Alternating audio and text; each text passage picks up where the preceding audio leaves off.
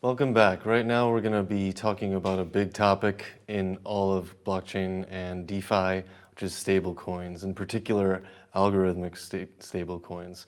So joining us now is Hyungsuk, a developer at Standard Protocol, and the stage is yours. Thank you. So I would like to present about building an algorithmic stablecoin at the highest standard. Uh, so, so I'm Hyungsuk. I'm a founder and CTO of Standard Protocol. Standard Protocol focuses on building a digital asset standard for next digital finance, and we're now focusing on a stablecoin. So, and I would like to share why we have came up with this, comparing with the other projects, and what solutions we have came up with. So let's just talk about stablecoins. To talk about the stablecoins, it's just, to me, it's like an approaches to non-volatile assets. So if you see the money, you have US dollar, euros, or Korean ones, those kind of assets value doesn't really change much. Like we can see on the Forex market, the value is changing, but in the real life, it doesn't really seem that the value is changing. And in crypto space, many projects are trying to approach that non-volatile asset level. And there are three types of projects that has been doing that so far, which is fiat collateralized, crypto collateralized, and algorithmic, which is which has came out in like recently. So let's just go over like the three projects that has been trying to approach this asset. So in fiat collateralized, it guarantees one-to-one reserve, which is one USDT is like $1 USD, like for real life, or like USDC, it's if it's one, and then it can be traded like $1. It usually has credibility and transparency secured by the private organizations, and they're pretty much doing very well in the crypto space. And there's the crypto collateralized stablecoins, which is backed by the value of other crypto assets. So one of the examples that we have been watching so far is MakerDAO. So MakerDAO enables to generate the stablecoin based on the over collateralizations and leverage trading. So for example, let's just say that the Ethereum price was like $200 and you collateralize it from the MakerDAO and then generate $120 amount of stablecoin, and then you buy like Ethereum again. And this year Ethereum is really like 3,000, and you could get a lot of money based on this kind of leverage trading, and then could still generate the stable value of asset using DAI. So those kind of stable coins has been around the crypto ecosystem, and it usually soft packs to a certain fiat currency value with the market driven approach. So in USDT, it only guarantees the value by saying that we have the enough amount of USD to change into USDT. But in case of crypto collateralized, it relates the time and the value of the asset that it will not go down to a certain level. And if that goes down, it goes through the liquidation where the collateral gets liquidated and then shared to their crypto communities to do an auction or to go through another distribution mechanism. And we have the algorithmic stablecoin. So algorithmic stablecoins does not really provide the credibility and transparency by investigation by the other private organizations. Rather, they say that they can solve it with the bunch of algorithms, and then they have come up with like 8 or like 10 automatas to actually to come up with some securing their value of their stablecoin, managing supply and demand. And those managing supply and demand is done by algorithm, and they're actually trying some bunch of equations to calculate the total demand and the supply. And then they try to adjust the token amount.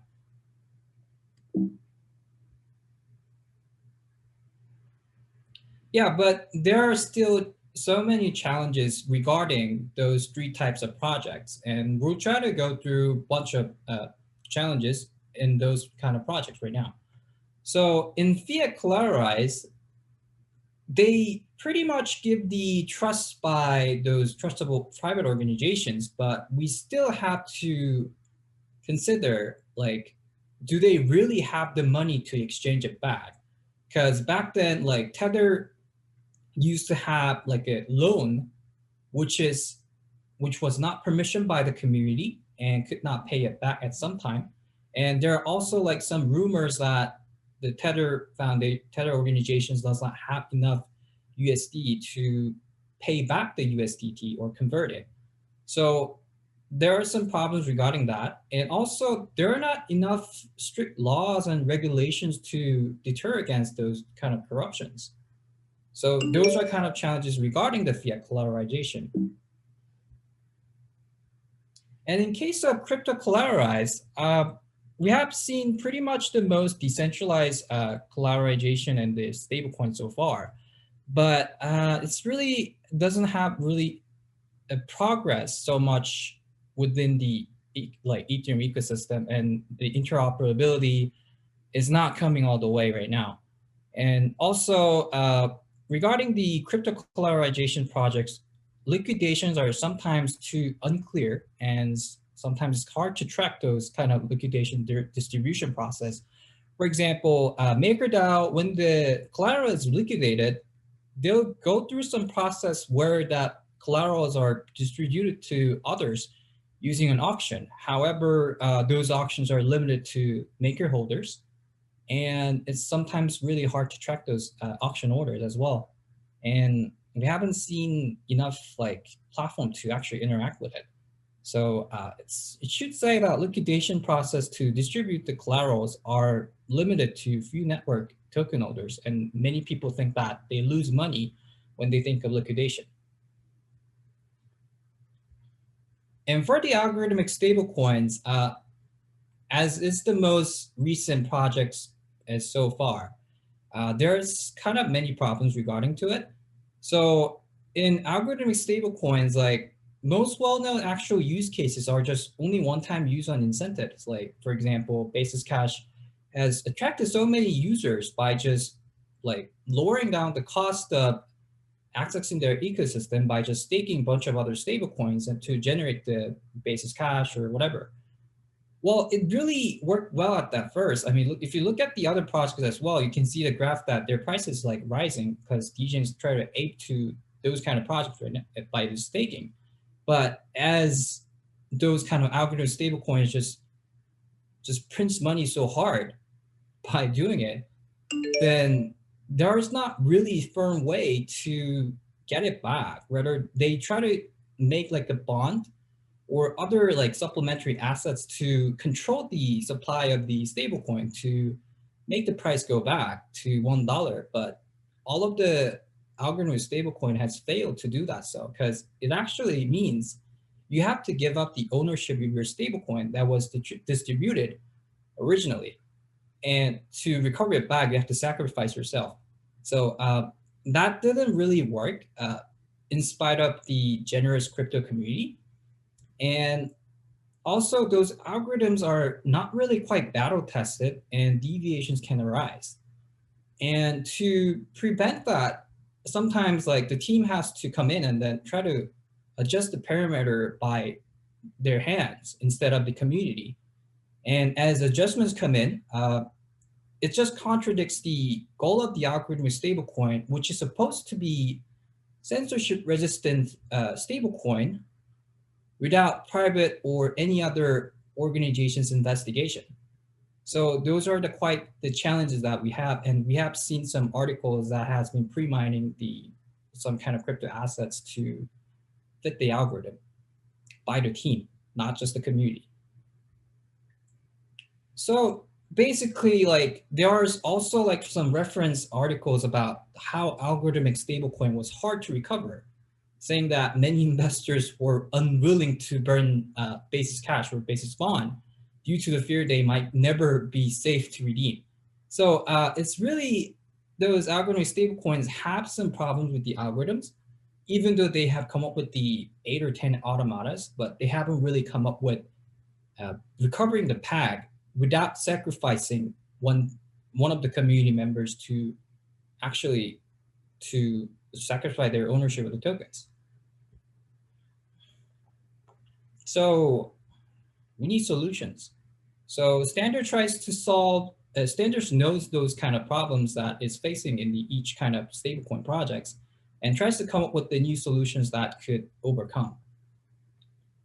So in case of fiat collateralized, I think so Standard thinks that what is needed right now is not the stablecoins that pretends to be like mapping the other like money or like some other fiat assets that is doing. I think Standard thinks that rather what Standard need is the gateway from fiat to crypto. So there are some emerging banks who wants to convert their fiat currency into the cryptocurrency in the blockchain. So what we do is that we actually build a bridge between the bank's account having a like bunch of fiat money, and we build a bridge to move into our blockchain. Then it's just, instead of just saying that we're actually building like we actually have like a money, and instead of going through the investigation, we just build a bridge that money can go come in and out. So we try to build some freedom, which we just try to give freedom, and we try to build a check and balance system where people is where fiat currency is kind of strong and government is trying to ban crypto. Then you just need to switch the mapped fiat currency into the real fiat currency by the bank. And if government goes wild and nations go wild, like they're having a war or like their financial policy is kind of like dominated by populists try to make some weird financial policies, then you just move from fiat to our currency, and then we kind of try to figure it out. So that's pretty much our solution that we have come up with. And for the crypto collateralized, we try to give new liquidation distribution process where the collateral is actually thrown to the AMM instead of tracking the auction order, making a arbitrage where people who have the stablecoin can access to buy those collaterals in a much more cheaper price. And other than that, we're building this on Polkadot where interoperability is assured, and we're trying to extend the bridge to bring our tokens to other blockchains, such as like EVM-based chains such as Plasm or Ethereum or other like EVM-based chains, or we could come up with some Cosm-Wasm bridge just as Secret Network and Plasm did, and move around the Cosmos ecosystem. And we could also use Wormhole by Solana to move around our tokens to do that. Bridges are now really kind of getting developed and progress really significantly. So I don't see why that our ecosystem can grow to be interoperated starting with Polkadot. And for the algorithmic stablecoins, we totally know that kind of leverage trading or by the collateralization is kind of needed. And leverage trading has some use cases other than just building an algorithmic stablecoin and then try to manage the peg using it, sacrifice one of the community members. We don't think that's a good idea. So we try to come up with a hybrid algorithm where collateralization is applied, but we come up with some censorship resistant rebase mechanism where it adjusts the supply of the stablecoin that can be collateralized to measure the total supply and demand. So our stablecoin system will be applying algorithms to adjust the total supply in macro manner, but adjust the price with the market-driven approach in a micro way, in a micro economy. So, and also when the worst case happens, Substrate has a strong democracy module where people can vote on to upgrade the runtime or adjust the CDPs or come up with some other general proposal to update the Substrate chain. So that's pretty much one of the advantages that we have using Substrate so far. So to build this, we're trying very hard. You can see our progress on GitHub. And if there's anything that you want to approach, you have questions, you can just reach out to our link tree, and there will be some Telegram, Discord, or other links that is needed for our projects. And you can always ask to us in the Telegram or Discord. Thank you. So questions? Yeah, we have some questions. Thank you so much for the talk. The first one is around, so like with the other stablecoins you mentioned, there are ways of users participating to in the stability of the token, such as creating a CDP at a low price or something. Is there a way to provide liquidity for users, or is there some other way you're coming up with as a substrate chain? For the liquidity, do you mean generating stable coins or Yeah. just, oh, so generating stable coin, I think, I thought just using a CDP was just enough, because compared with the other algorithmic stable coins, I think most of the algorithmic stable coins kind of suffer is that they don't have really a backed value. So they always have to go through the total supply and demand and then try to adjust the circulating supply and so. But to adjust that circulating supply, every time that algorithmic stablecoin tries to do, they need to come up with some other assets to cover the decreasing amount, the cover the decreasing amount of the circulating the stablecoins. But that approach actually didn't work for the other projects, just as like ESD, DSD, Basis Cash. Those kind of project tries to do that, but every one of them has just failed. But in case of collateralizations like Frax or like I think I forgot like Olympium or Odyssey. But most of the recent stablecoins try to combine with the collateralizations to prevent those kind of situations right now. And so far, there's other algorithmic stablecoin projects that I know of, but they had to manipulate the supply of their assets to match the peg. So I would prefer CDP due to that. So yeah. Okay. One more question is, are you planning on deploying Standard as a parachain or more so using bridges? Well, definitely we're trying to go for the parachain because we already made the substrate implementation at GitHub so far. So we have to go there. But we're gonna pretty much go with starting with the pair thread and then try to watch how the other guys are doing. And once our parachain is made, we're trying to extend to other implementations using a bridge that is made around the ecosystem so far. So Chainbridge has actually come up with some good solutions for moving around assets in other blockchains.